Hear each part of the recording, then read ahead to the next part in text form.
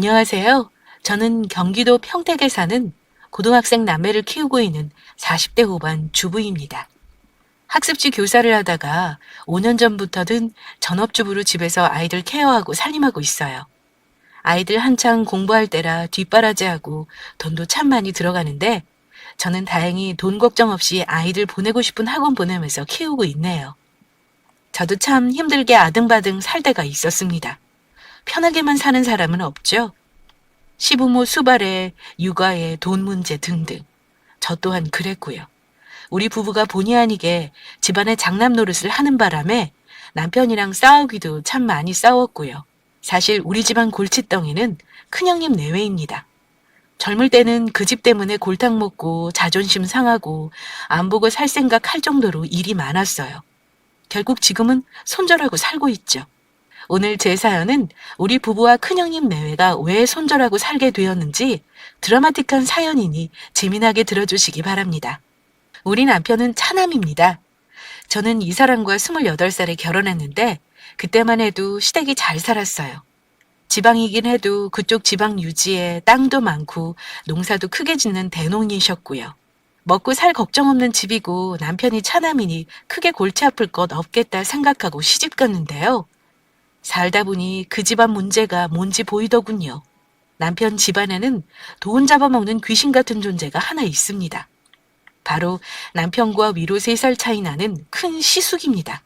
저와 2년 차를 두고 결혼하셨는데 제가 시집 올 때까지만 해도 아주버님 내외는 갓 돌진한 조카를 데리고 시부모님과 같이 사셨습니다. 순수하게 부모님을 모시기 위해 같이 살았냐면 그건 아닙니다. 시댁에서 금전적 지원을 더 받고 결혼했던 아주버님네가 집 담보받아서 사업하던 게 안 좋아져 결국 시댁으로 들어가 살게 됐다고 들었습니다. 시부모님은 저희에게 미안한 마음이 있으셔서 많이 챙겨주셨고 저를 많이 어려워하셨죠. 그런 상황이었는데도 불구하고 형님은 종종 저에게 이런 말을 했습니다. 시부모 모시고 사는 건 난데 나는 만만하게 생각하고 동서만 귀하고 어려운 며느리래? 나 원참 서러워서 우리도 빨리 분가하든지 해야지. 저는 형님 저런 생각을 갖고 있다는 게 솔직히 놀라웠습니다. 엄밀히 말하면 모시고 사는 게 아니라 자기들이 얹어 사는 건데 저리 말을 하다니요. 대꾸는 하지 않았지만 형님이 속이 참 좁은 사람인 건 진작에 알고 있었습니다. 그 후 시아주버님 내외가 시부모님과 계속 같이 살지는 않았어요. 왜냐하면 집안에 한번 큰 폭풍이 몰아닥쳤었거든요. 부모한테 효도하는 자식이 있는가 하면 끝까지 부모 피 빨아먹는 자식이 있다고 하잖아요. 그 집안에는 아주버님이 그런 존재였습니다. 남편에게 걸려온 전화를 받은 어느 날이었습니다. 여보, 큰일 났다. 아버지가 돌아가셨대. 지금 빨리 내려가 봐야 하니까 애들하고 준비하고 있어. 갑자기 그게 무슨 소리야? 멀쩡하신 아버지가 갑자기 왜? 우리 부부는 갑작스레 아버지가 돌아가셨다는 연락을 받고 부랴부랴 본가로 내려갔습니다. 몇 달 전 설까지만 해도 건강에 문제가 없었던 아버지였는데 갑자기 이게 무슨 날벼락인가 싶었죠. 의료진은 아버지가 이미 심정지 상태로 병원에 도착했다고 설명했습니다. 무슨 큰 충격을 받으신 게 아닌가 싶네요. 병이라는 게 뭐든지 전조 증상이 있기 마련이거든요. 그 전부터 이미 증상이 있으셨겠지만 혼자 참으신 게 아닌가 싶기도 하고요. 그럼 그 전부터 증상이 있었을 거라는 말씀이신가요? 분명 그랬을 겁니다. 아버님이 증상이 있어도 병원에 안 오셨을 가능성이 많고요. 그러다가 갑자기 큰 스트레스를 받으셔서 증상이 악화된 것 같습니다. 남편과 저는 빈소가 차려진 장례식장으로 들어섰습니다. 아주버님이 상복 차림으로 상주 자리를 지키고 있더군요. 형, 이게 어찌 된 거야? 어머니는 어디 계시고? 어머니는 충격받으셔서 지금 우리 안사람이 데리고 집으로 갔어. 나중에 모셔올 거야. 그건 그렇고 어찌 된 건지 다시 설명 좀 해줘. 그게... 형석아, 너도 어차피 알게 되겠지만 지금 우리 집 사정이 안 좋아. 내가 아버지 집 담보로 대출받아 사업자금을 좀 썼는데 그게 잘 안 돼서 집이 넘어갔어. 형! 미쳤어? 그동안 말아먹은 게 얼만데 어쩌자고 부모님 사는 집까지 담보로 잡혀? 돌아가는 상황을 보니 아버지가 갑자기 왜 충격을 받게 되었는지 알 것 같았습니다. 아주버님이라면 그러고도 남을 사람이었어요. 형제간의 일이라 제가 참견하는 것은 한계가 있었지만 옆에서 보면 답답한 게 정말 많았었거든요. 결말이 어찌 될 건지 뻔히 보이는데도 시부모님은 항상 맏아들에게 관대하셨습니다. 그 나이 되도록 되지도 않는 사업병이 들어 매번 말아먹기만 하는데 부모님은 이번에는 꼭 될 거라는 아들 말을 거절 못하셨던 것 같아요. 그러다 이 사달이 난 거죠. 그 많던 재산도 아주버님이 한 번씩 말아먹을 때마다 뭉텅뭉텅 줄어들더니 결국 집 한 채만 남아있는 상황이었습니다. 그나마 있던 집 한 채가 넘어갔다고 하자 아버님은 결국 뒷목 잡고 쓰러지신 거였고요. 자식들 얼굴 보지도 못하고 갑작스레 그리 돌아가신 거였습니다. 급하게 선산의 아버지를 모시고 뒷정리를 하는데도 시숙은 아버지가 혹시 모르게 숨겨둔 재산이 있는지 찾겠다며 혈안이 되어 있었습니다. 혼자 남은 어머니 어찌 모실 건지 아무 관심도 없어 보였죠. 형님께 물었더니 예상했던 답변이 돌아왔고요. 형님, 어머니는 이제 어쩌죠? 혼자 저렇게 계시는데 걱정도 되고요. 형님네가 근처니까 혹시 당분간만이라도 모시는 건 생각해 보셨나요? 뭐 동서? 무슨 말을 그렇게 해? 동사람은 혼자 남은 시어머니 기꺼이 모실 수 있다 하겠어? 아들들이 알아서 하겠지. 난 싫으니까 정 맘에 걸리면 동서가 모시고 가는 건 어때? 형님은 딱 잘라 거절하시더군요. 보다 못해 제가 형님이 안 계신 데서 어머니께 물었습니다. 어머니, 저희랑 같이 사는 건 어떠세요? 집이 좀 좁긴 하지만 저희가 안방 내어드릴 수 있어요. 오셔서 애들 같이 챙겨주시면 저 직장 다니는 것도 훨씬 수월할 것 같고요. 그런 말 마라. 난 혼자 살고 싶다. 거기 아는 사람도 하나 없는데 내가 가서 뭘 하니? 집도 빼야 할 텐데 어쩌려고 그러세요. 나 하나 지낼 집 마련할 돈은 있으니까 걱정 말어.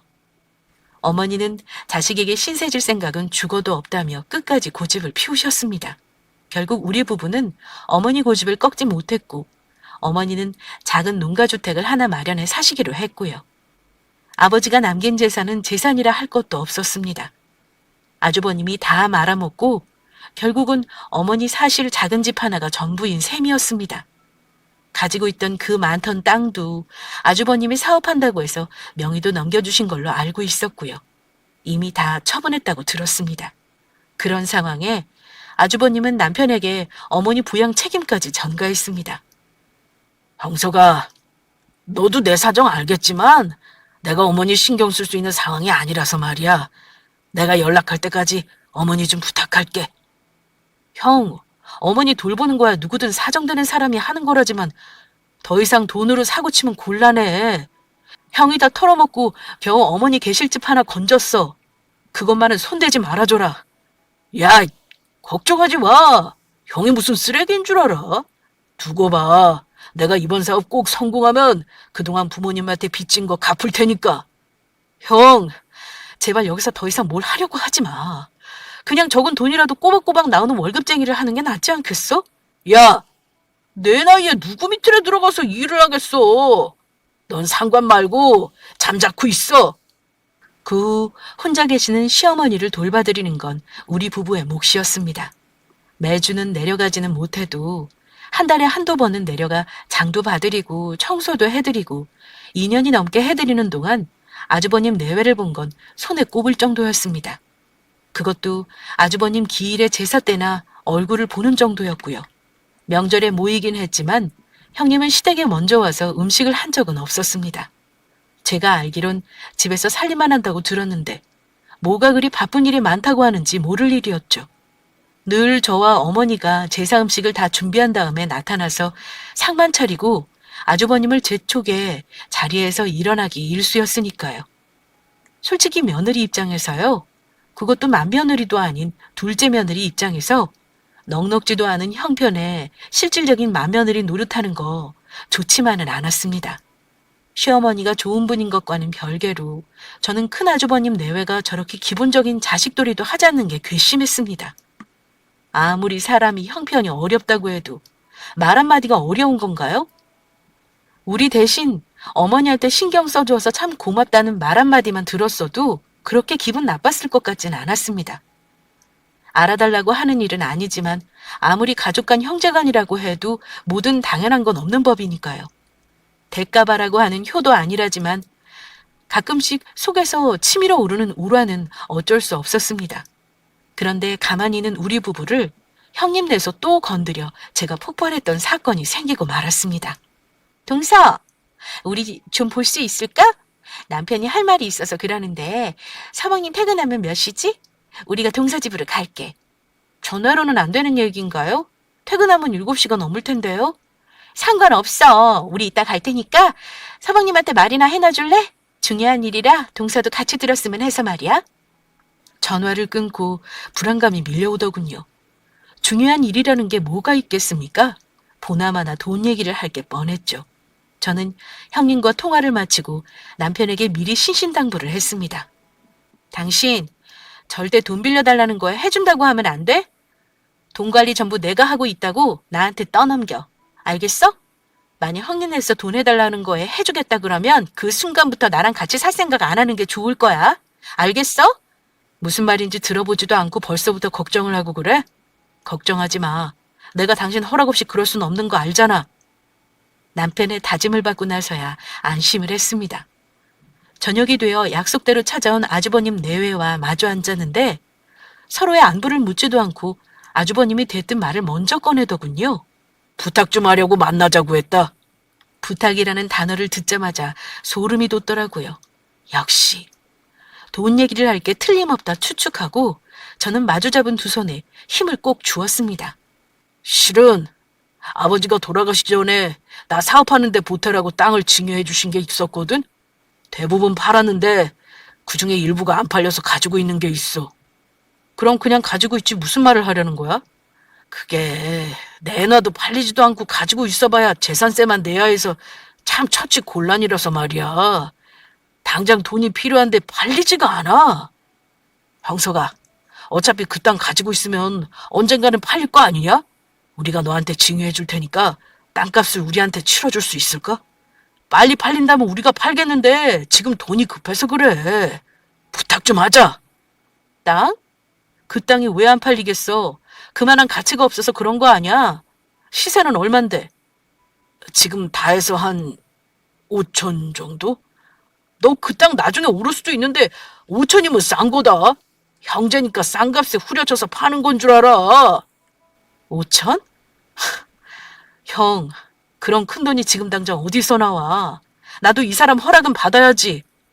대화를 듣고 있는데 끓어오르는 화를 참을 수가 없겠더라고요. 그 땅, 저도 알고 있습니다. 그런데 뭐 5천? 맹지나 다름없이 10년을 놔둬도 오르지 않을 것 같은 땅을 형제니까 싸게 판다며 5천이라니요. 이게 도둑놈 심보가 아니면 뭐겠습니까? 저 아주버님, 말씀 중에 죄송한데 너무 갑작스러워서요. 그 땅 우리가 가지고 있어봐야 필요도 없는 땅인데 그 큰 돈을 들여야 하는지도 모르겠고요. 제가 거절의 뜻을 돌려 말하니 갑자기 잠자코 있던 형님이 끼어들더군요. 동서, 남자들 하는 일에 자네가 왜 끼어들어서 반대를 해? 형제간에 괜찮다고 하면 남편 말에 응당 따를 일이야. 우리가 설마 동선이한테 피해 줄 일을 하겠냐고. 돈 내놓으라는 것도 아니고 땅을 주겠다잖아. 맞는 값을 치러달라는 건데 단번에 싫단 말을 해? 참 서운하다. 형님, 아무리 형제끼리라도 그런 부탁 다 들어줘야 하는 건 아니죠. 왜 우리 의견은 상관없이 그런 문제를 강요하시는 건지 저야말로 이해가 안 가네요. 아주버님은 형님을 말리긴 하더군요. 이 사람아! 당신이 여기서 이러면 될 일도 안 돼. 여기 우리 부탁하려고 온 건데 왜 싸움을 만들고 그래?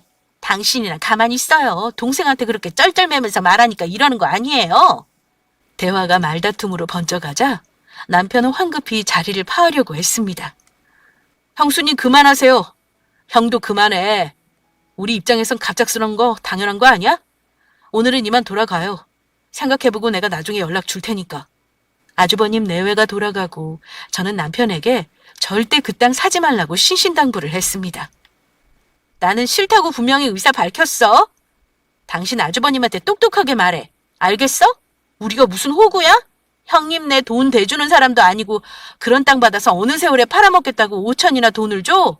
절대 안 되니까 그런 줄 알아. 그 후 형님이나 아주버님이 제게 따로 연락해 오는 일은 없어서 그렇게 남편이 거절하고 마무리가 된 줄만 알았습니다. 그 일은 그렇게 기억에서 사라져가는 일이 되고 있었고요.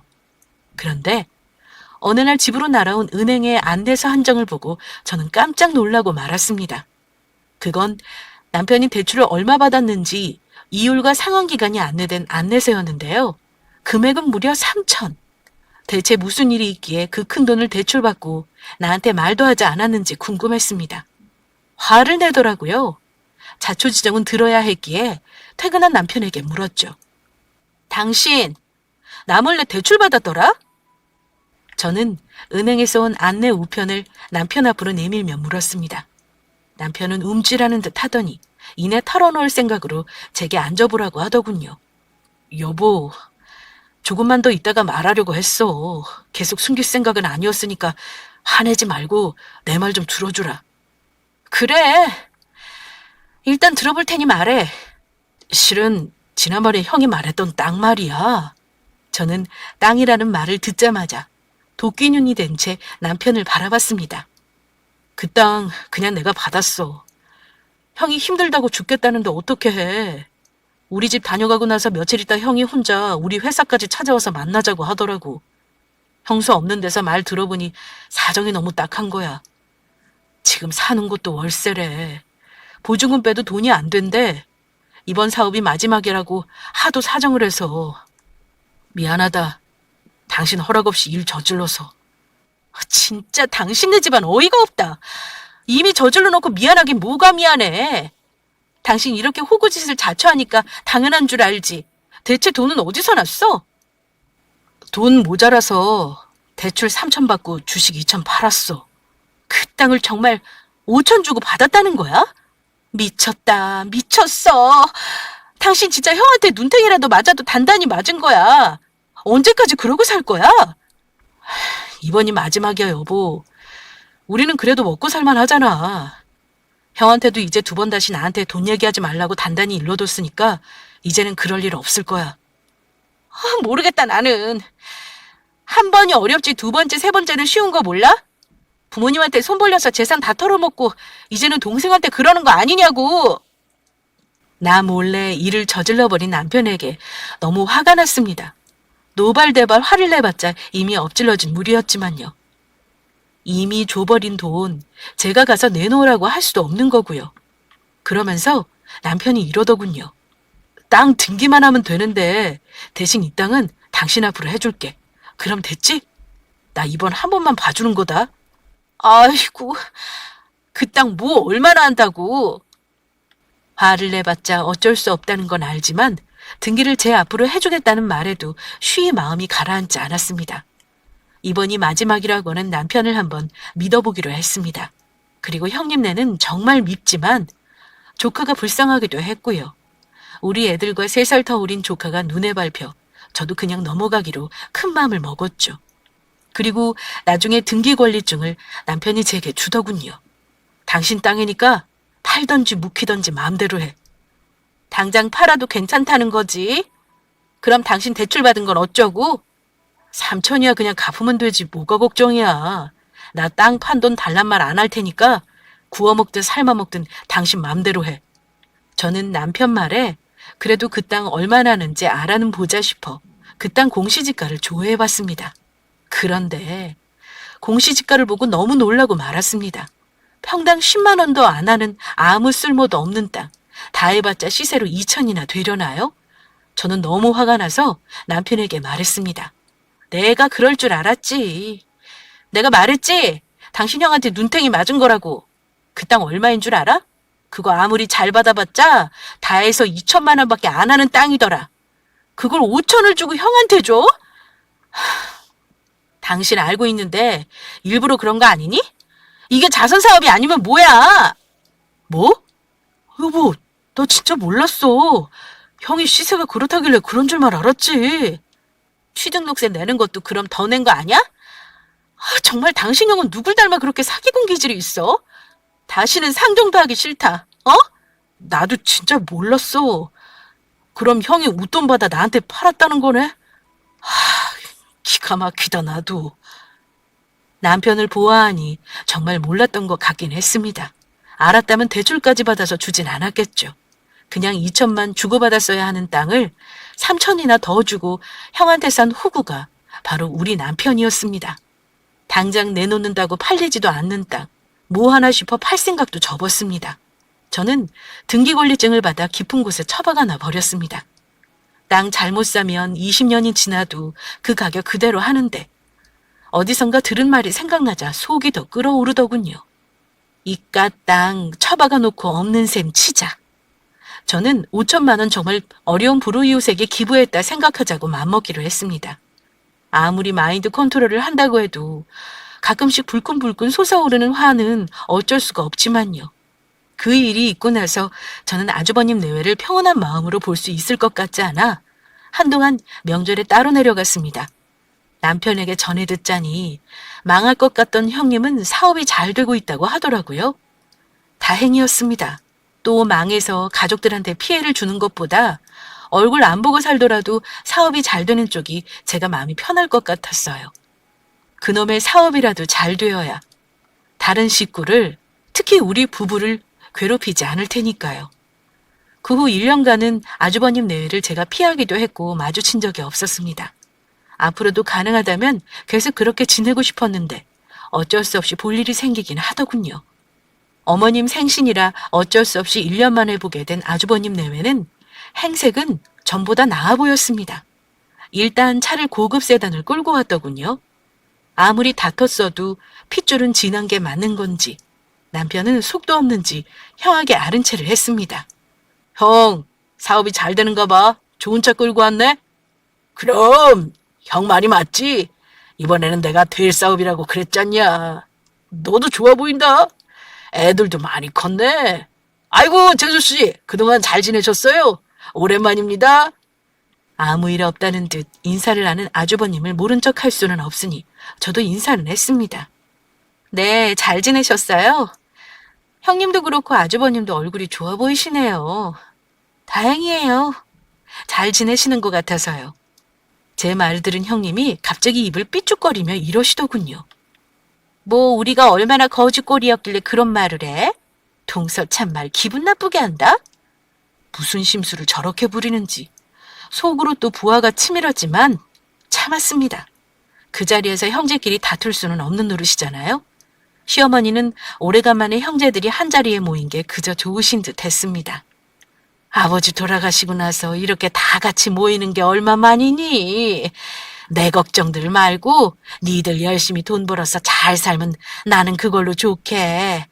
그러니까 형제간에 우애 잃지 말고 각자 열심히들 살자.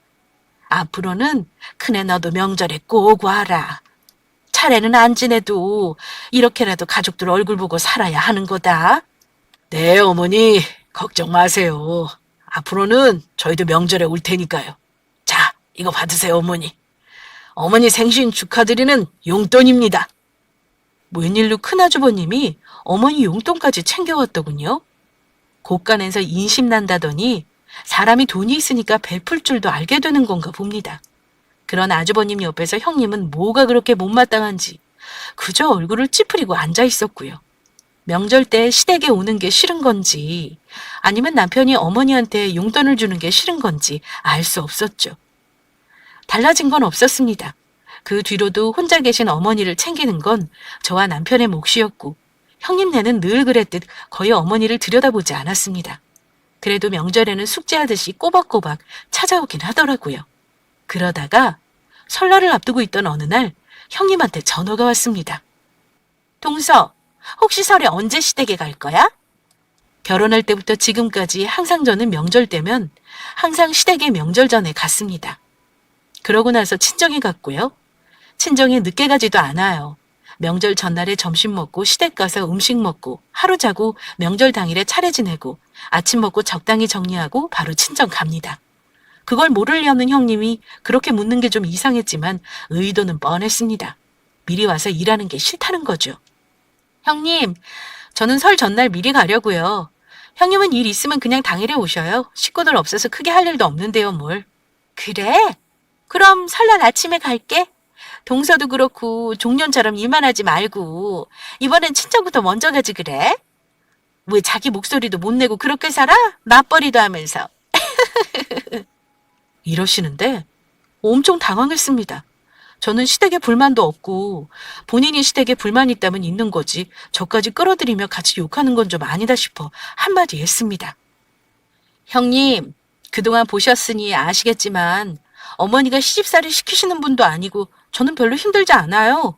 그러니까 앞으로는 그런 말씀 하지 마세요. 일 있으면 일 보시고 천천히 오시고요. 했는데 전화기 너머였지만 좀 당황하는 듯 느꼈습니다. 그랬더니 그냥 저 레파토리 반복이더라고요. 애들도 있는데 힘들진 않냐면서 이제는 시댁에서 자기 목소리 좀 내라면서요. 그 말에 저는 계속 불만 없다고 했고요. 대체 무슨 의도로 제게 그런 말을 하신 건지 의중을 알 수가 없었습니다. 그리고 설날이 되어 가족이 모였는데 형님네는 설날 당일 아침에 차례상 딱 차려놓고 있으니 집에 들어섰고요. 차례 지내고 음복하고 남은 음식이며 설거지거리 정리하고 있는데 형님이 은근히 저를 긁어대시더라고요. 동서, 내가 옷 때문에 설거지하기가 좀 그러네. 실크 옷이라 물이 튀면 곤란하거든. 하여튼 물 묻힌 김에 동서가 마저 다 해줘. 금방 갈 거라 옷 갈아입기도 뭐하다. 네 형님, 제가 할 테니 이리 나오세요. 그나저나 동서, 같이 맞벌이 한다면서 옷걸이 그게 뭐야? 아니 서방님이 옷도 하나 안 사줘? 화장기도 하나 없이 왜 그러고 다녀? 아유, 시댁 와서 음식하고 있는데 화장은요. 편하게 입고 온 거죠. 그래도 너무 촌티난다. 나이 들수록 옷을 고급지게 입어야 하는 법인데 그게 뭐야? 사람이 너무 없어 보이잖아.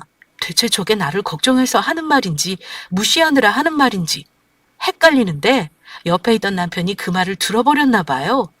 남편이 옷도 안 사주냐는 형님 말에 남편은 기분이 상한 것 같았습니다. 형수, 내 와이프 평소에 예쁘게 하고 다니니까 걱정하지 마세요. 아무는 형수 말대로 맞벌이 하는데 옷 하나 사 입을 돈 없겠어요? 어머 서방님도 참. 아이 그럼 다행이고요. 근데 동서 차림이 저렇게 추리하니 저도 걱정돼서 한 말이에요. 돈을 벌면 버는 만큼 쓸 줄도 알아야죠. 그렇게 아끼기만 한다고 부자 되는 거 아니잖아요? 버는 만큼 자기한테도 투자를 좀 하라는 뜻으로 얘기한 거예요. 그 말을 들은 남편이 한 번 더 발끈했습니다. 저희는 그렇게 여유롭지가 않아서요. 둘 다 월급쟁이에 애가 둘인데 자기한테 무슨 투자를 얼마나 할 수 있겠어요. 형수님은 돈 많이 버신다니까 그렇게 투자하시고요. 이 사람한테 쓸데없는 말 하지 마세요. 어머 서방님 무슨 말을 그렇게 서운하게 해요. 내가 무슨 쓸데없는 말을 했다고 그러세요. 솔직히 형수님네 사업 잘 된다고 우리 애들 용돈 한번 챙겨주신 적 있어요? 명절마다 우리 와이프는 형수네 애한테 용돈이며 선물이며 챙기는데 매번 받기만 하시잖아요. 오늘은 왜 우리 집사람한테 없어 보인다느니 촌티난다는 말로 사람 속을 뒤집어 놓습니까? 막말로 형수네 사업이기 극복한 게 우리가 그 땅 5천에 사준 덕 아니에요? 뭐라고요? 아니 동서도 그렇게 생각하는 거야? 언성이 높아져서 저는 남편을 말릴 참이었습니다. 그런데 그때 제가 말릴 새도 없이 아주버님이 우리 남편의 뺨을 날리더라고요. 짝 하는 소리와 함께 아주버님이 그러시더군요. 형석이 너 이게 무슨 짓이야? 네 형수한테 그게 무슨 말버릇이냐고? 뺨을 맞은 남편은 황당해하더니 이내 아주버님 멱살을 같이 잡았습니다. 형이야말로 그동안 내가 참고 있었더니 호구로 보이나 봐. 어머니 챙기는 것도 우리한테 밀어놓고 그나마 명절 한번 오는 거 그거 당일날 와서는 왜 우리 집사람 속을 긁어? 이럴 거면 우리 이제 보고 살지 말자고. 뭐 이 자식이? 네가 원하는 게 그거냐? 좋아, 보고 살지 말자. 앞으로 명절이고 뭐고 우린 안 와. 각자 잘 살아보자. 아주버님은 남편이 잡은 멱살을 뿌리치고 형님과 조카를 데리고 가버렸습니다. 그리고 그 후로는 형님 내외와 연락을 아예 끊어버리고 10년을 살았습니다. 그리고 작년에 어머님이 돌아가시는 바람에 얼굴 한번 본 게 다였습니다. 장례 치르는 동안 아주버님만 상주로 있고 형님은 아예 코빼기도 비추지 않았고요. 못된 사람인 거 알고 있었지만 참 상종 못할 인간이구나. 앞으로 보고 살지 않겠다고 다시 한번 결심했습니다. 그런데 정말 생각지도 못한 일이 우리 가족에게 일어나게 되었습니다. 정말 황당하게도 형님네서 우리 부부에게 10년 만에 연락이 왔습니다. 남편이 그러더군요. 중요한 일이라며 만나기로 했다고요.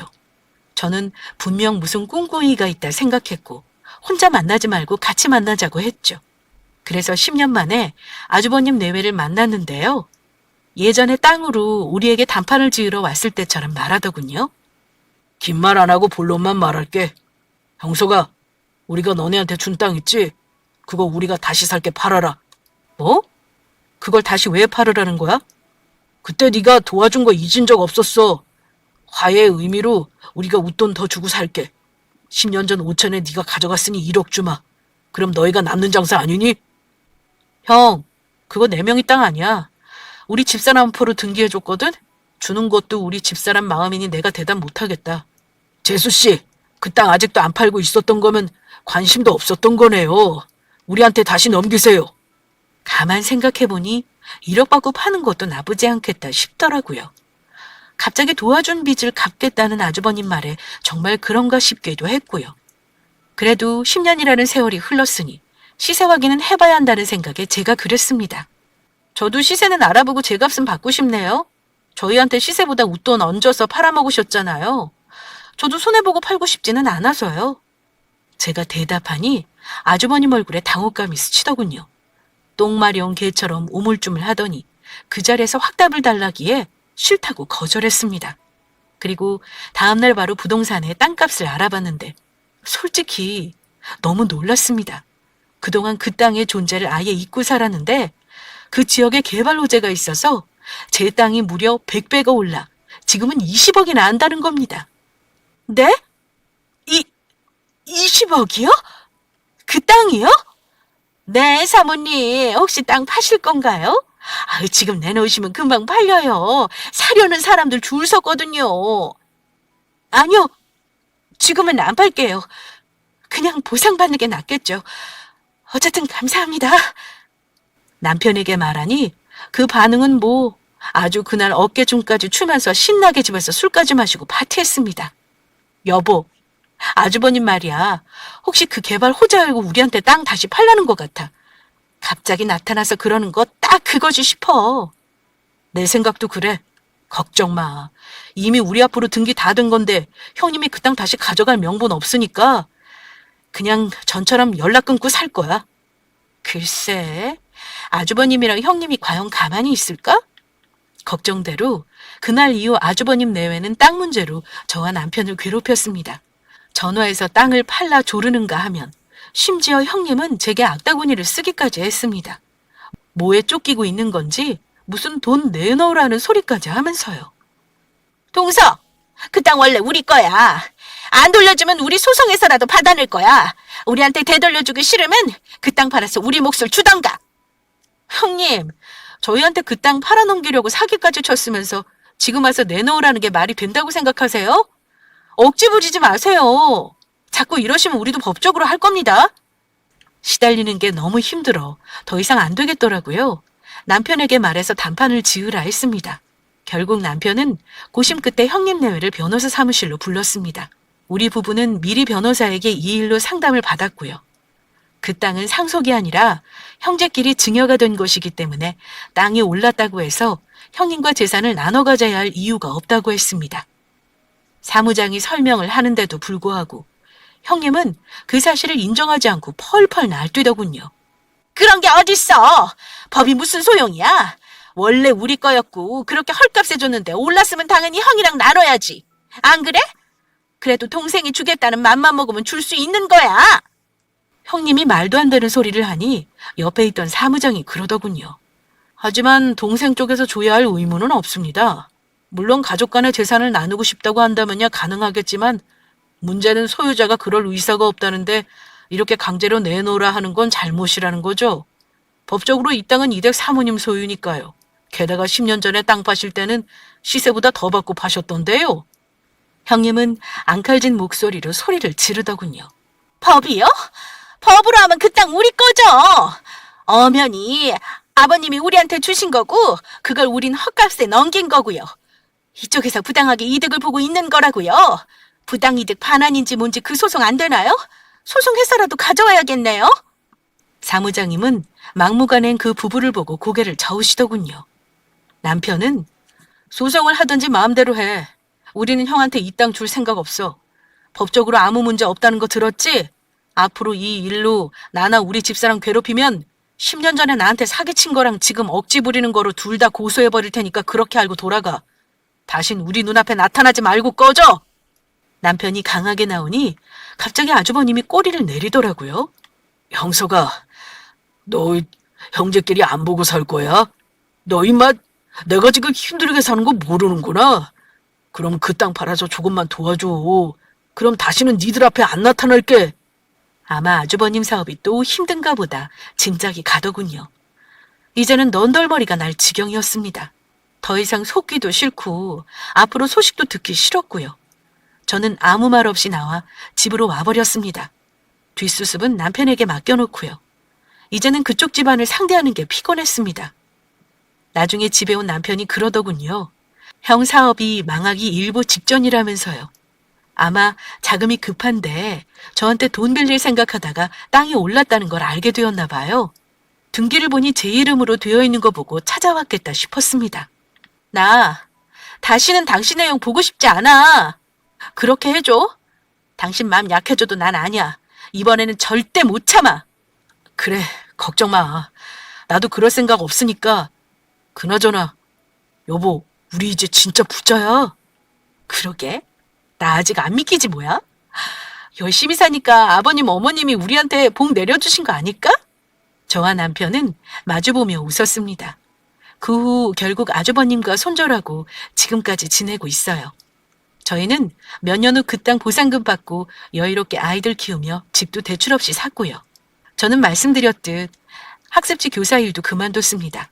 결국 형님네는 잘 되던 사업이 크게 망했다고 하네요. 도움받을 친정도 없어서 월세를 전전하고 산다고 먼 친척을 통해 전해 듣기만 했습니다.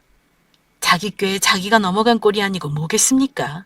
그런 식으로 머리 굴리고 살면 언젠가는 그렇게 된통당하는 게 세상 돌아가는 법칙인데 말입니다. 다행히 우리 남편에게 연락은 더 이상 없네요. 불쌍하고 뭐고 앞으로는 그냥 도와줄 생각 없고요. 그냥 이대로 살 생각입니다.